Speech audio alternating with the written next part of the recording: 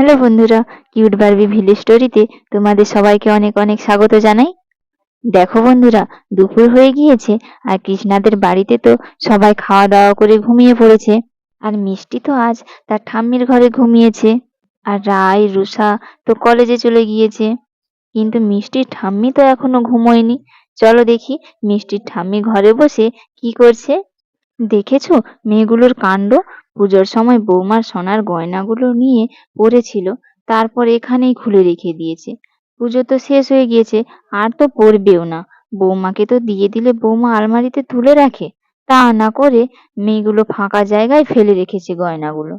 এখন যদি কেউ এসে গয়নাগুলো চুরি করে নিয়ে চলে যায়, তখন কি হবে বলো তো?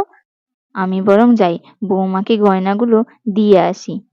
না, এখন থাক, বৌমা মনে হয় ঘুমিয়ে পড়েছে। বিকেলে বরং বাইরে বেরোলে তখন দিয়ে দেব। আমিও এখন একটু শুয়ে পড়ি। এই বলে মিষ্টির ঠাম্মিও তো শুয়ে পড়লো, আর সঙ্গে সঙ্গে ঘুমিয়ে পড়লো। আর এদিকে দেখো বন্ধুরা, চোর কৃষ্ণাদের বাড়ির সামনের রাস্তা দিয়ে যাচ্ছিল। বাহ! এই বাড়িটা তো বেশ ভালোই বড়, সুন্দর একটা বাড়ি। দেখে মনে হচ্ছে ভেতরে অনেক মালকড়ি রয়েছে। যদি একবার ঢুকতে পারি ভেতরে, তাহলে মনে হয় অনেক কিছু পেয়ে যাব। এমনিতেই অনেকদিন কপালে কিছু জোটেনি। এই বলে চোরটা তো কৃষ্ণাদের বাড়ির সামনে চলে গেল। ভালোই তো, এই রুমটার তো কোনো দরজাও নেই, একেবারে খোলা। এ আবার কেমন ঘর কে জানে। যাকগে, আমার তো সুবিধেই হয়েছে। যাই, ঢুকে দেখি গিয়ে। এই বলে তো চোরটা মিষ্টির ঠাম্মির ঘরে ঢুকে পড়লো। ওই তো, ওখানে কতগুলো গয়না পড়ে রয়েছে। দেখি তো, ওগুলো সোনার না সিটি গোল্ডের? না, এগুলো তো সোনার গয়না। যাই, আর দেরি করে কোনো লাভ নেই, এগুলো নিয়ে কেটে পড়ি। দেখো বন্ধুরা, চোরটা তো গয়নাগুলো নিয়ে সত্যি সত্যিই চলে যাবে। আর এদিকে মিষ্টির ঠাম্মি আর মিষ্টি তো একেবারে অঘরে ঘুমোচ্ছে। ওরা কি তবে কিছুই জানতে পারবে না? তারপর চোরটা তো গয়নাগুলো নিয়ে যেই না দৌড়ে পালাতে গেল, অমনি তো ঘরের মধ্যে হোঁচট খেয়ে পড়ে গেল। আর সঙ্গে সঙ্গে চোরটার পড়ে যাওয়ার আওয়াজে মিষ্টির ঠাম্মির তো ঘুম ভেঙে গেল। কিসের শব্দ হলো? কে এসেছে ঘরে? দেখি তো। সর্বনাশ কাণ্ড! এ তো চোর, সব গয়নাগুলো নিয়ে পালাচ্ছে। আরে মিষ্টি, ওঠ ওঠ, ওঠ রে, দেখ চোর এসেছে আমাদের বাড়িতে। ঠাম্মি, কি হয়েছে? কে এসেছে ঘরে? চোর এসেছে নাকি? কোথায় চোর? আরে ওই তো নিচে, পালাতে গিয়ে বেটা পড়ে গিয়েছে। আয় তো মিষ্টি, দুজন মিলে ধরি চোরটাকে। তারপর তো মিষ্টি আর মিষ্টির ঠাম্মি মিলে চোরটাকে ধরে ফেললো। এই তো ধরে ফেলেছি। এবার কোথায় পালাবি? পালা দেখি এবার। এই, ছেড়ে দাও, ছেড়ে দাও বলছি আমাকে। আমাদের জিনিস চুরি করে আবার আমাদেরকে জোর দেখানো হচ্ছে। দাঁড়াও, বাবাকে ডাকি। তোমাকে যখন পুলিশে ধরিয়ে দেবে, তখন বুঝবে। চুরি করা একেবারে বের করিয়ে দেবে। এই বলে মিষ্টি তো বাবাকে ডাকতে লাগলো। বাবা, ও বাবা, কোথায় তুমি? তাড়াতাড়ি এসো, বাড়িতে চোর এসেছে। মায়ের সব গয়না চুরি করে পালাচ্ছে। তাড়াতাড়ি বাইরে এসো বাবা। তারপর চোরটা তো গায়ের জোরে মিষ্টি আর ঠাম্মিকে ঠেলে ফেলে দিল। ছাড়ো, ছাড়ো বলছি আমাকে। আর তারপর মিষ্টির ঠাম্মি তো মাটিতে পড়ে গেল। ও বাবারে বাবা, কি জোরে লাগলো কোমরে! আমি তো আর কোমর নিয়ে উঠতেই পারছি না। কি করি এবার আমি? হুম, বুড়ি একটা, বুড়ি হয়ে আবার আমাকে ধরতে এসেছে। দেখ এবার, আমাকে ধরার ফল বোঝ এবার। না বাবা, বাড়ির কেউ বেরিয়ে আসার আগেই আমি গয়নাগুলো নিয়ে কেটে পড়ি এখান থেকে। বাবা, মা, কোথায় তোমরা? তাড়াতাড়ি এসো বাইরে। চোরটা তো গয়না নিয়ে পালিয়ে যাচ্ছে। তারপর কৃষ্ণা আর আকাশ তো ঘর থেকে বাইরে বেরিয়ে এলো। কি হয়েছে মিষ্টি? কোথায় চোর? আর মা, তুমি এখানে এভাবে পড়ে রয়েছো কেন? আমার কথা ছাড়, তোরা এতক্ষণে বাইরে বেরিয়ে এলি? দেখ বাবা দেখ, চোরটা বৌমার সমস্ত গয়না নিয়ে পালিয়ে গেছে। যা বাবা যা, চোরটাকে ধরে নিয়ে আয় যা, না হলে সব সর্বনাশ হয়ে যাবে। বৌমার গয়নাগুলো আর পাওয়া যাবে না। কিন্তু চোরটা কোন দিকে গিয়েছে, না জানলে ধরবে কি করে? মা, চোরটা ওই দিকে গিয়েছে, আমি দেখেছি। আর মনে হয় বেশি দূর যেতেও পারেনি।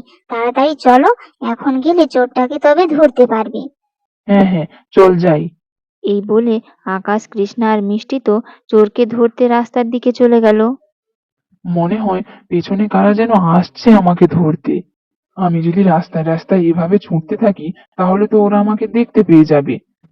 এক কাজ করি, এখানে অনেকগুলো গাছ রয়েছে, এখানে গাছের আড়ালেই বরং লুকিয়ে পড়ি।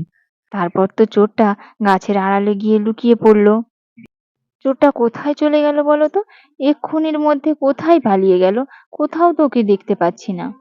ঠিকই বলেছ কৃষ্ণা, তবে কি পালিয়ে গেল চোরটা? এক্ষুনির মধ্যে কি পালাবে? এক্ষুনি তো আমাদের বাড়ি থেকে বেরিয়ে এলো। ভালো করে আশপাশটা খুঁজে দেখো, আমার মনে হয় এখানেই কোথাও লুকিয়ে রয়েছে। এই রে, কি সর্বনাশ কাণ্ড! এরা তো বুঝতে পেরে গিয়েছে যে আমি এখানে লুকিয়ে রয়েছি। এবার কি হবে? এখন তো পালাতেও পারবো না, পালাতে গেলেই তো ধরে ফেলবে। না না, এখন পালানো যাবে না, আমি বরং এখানেই ঘাপটি মেরে বসে থাকি। তারপর এদিকে আকাশ, কৃষ্ণা আর মিষ্টি তো চোরটাকে এপাশে ওপাশে খুঁজতে লাগলো। কি গো, কোথাও দেখতে পেলে চোরটাকে? না, কোথাও তো দেখতে পাচ্ছি না। আমিও তো কোথাও কাউকে দেখতে পাচ্ছি না। কি হবে এবার আমাদের? গয়নাগুলো কি আর আমি ফেরত পাবো না? চুপ চুপ, একেবারে চুপ করো তোমরা। এই দেখো, এখানে গাছের আড়ালে চোরটা লুকিয়ে আছে। ঠিকই বলেছিস, দেখতে পেয়েছি চোরটাকে, কিন্তু ধরবো কিভাবে বলতো? ধরতে গেলেই যদি পালিয়ে যায়? এক কাজ করো, তুমি প্রথমে চুপি চুপি গিয়ে জাপটে ধরো চোরটাকে, তারপর আমরাও ধরবো। হুম, পালাবে নাকি? পালাতে দিলে তো পালাবে। ঠিক আছে, যাই তবে আমি ধরতে। এই বলে আকাশ তো চোরটাকে ধরে ফেললো। কিরে শয়তান, বেশ আমাদের ঘর থেকে গয়না চুরি করে পালাচ্ছিলিস না? এইবার তোর কি করি দেখ। দে আগে আমার গয়নাগুলো দে, তারপর আমি তোর মজা দেখাচ্ছি। তারপর তো কৃষ্ণা গয়নাগুলো চোরটার কাছ থেকে ছাড়িয়ে নিল। নে মিষ্টি, তুই গয়নাগুলো ধরে দাঁড়া। তারপর কৃষ্ণা একটা লাঠি নিয়ে চোরটাকে মারতে শুরু করলো। কিরে, বেশ তো আমার গয়নাগুলো চুরি করে পালাচ্ছিলিস, নে এবার কত মার খাবি খা। এই বলে কৃষ্ণা তো চোরটাকে খুব মারলো। থাক থাক কৃষ্ণা, আর মেরো না, ছেড়ে দাও। কিরে বল, কেন চুরি করেছিস? বয়স তো ভালোই কম দেখছি, খেটে খেতে পারিস না? দাঁড়া, পুলিশকে ফোন করি, কিছুদিন জেলে থাক, তারপর বুঝবি। না বাবু, পুলিশে ফোন করবেন না, বাড়িতে বউ বাচ্চা রয়েছে। আমাকে যদি পুলিশে ধরে নিয়ে চলে যায় তাহলে ওদের কি হবে বলুন তো? সে কথা আগে ভাবিসনি কেন?